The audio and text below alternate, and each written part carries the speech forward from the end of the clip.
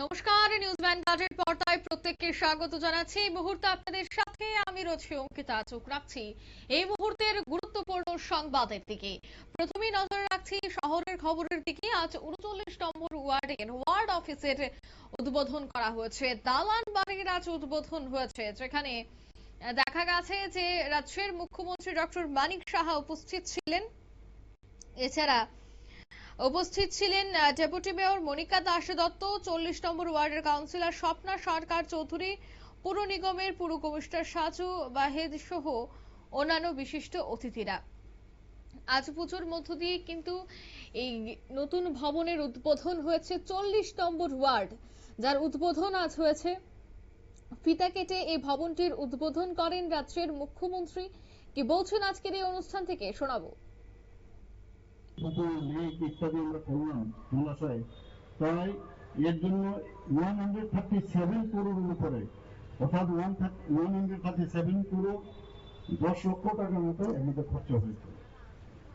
এই যে পুকুরগুলো আছে, লেকগুলো আছে, সেইগুলো আমরা তো সবার মাধ্যমে তো এটা করছি, কিন্তু আমাদের যারা নাগরিকরা আছেন তাদেরও কিন্তু দায়িত্ব বর্তায় যে এটাকে সৌন্দর্য রাখা, এটাকে প্রপারলি মেনটেন করা।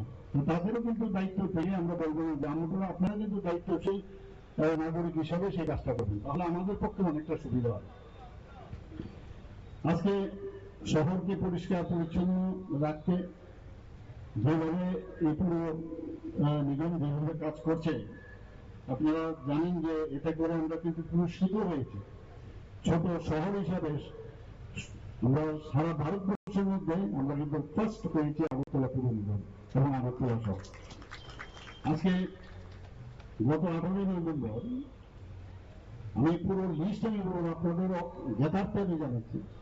গত এক বছরে আমি প্রায় 1,500 কোটি টাকার বিভিন্ন জায়গায় ইনফ্রাস্ট্রাকচার, শুধু গত এক বছরে 1,500 কোটি টাকার মানে আপনার বিভিন্ন ইনফ্রাস্ট্রাকচার তার ইনোগ্রেশন করেছি। তাছাড়া কিছু জায়গায় ফাউন্ডেশন লে করেছি।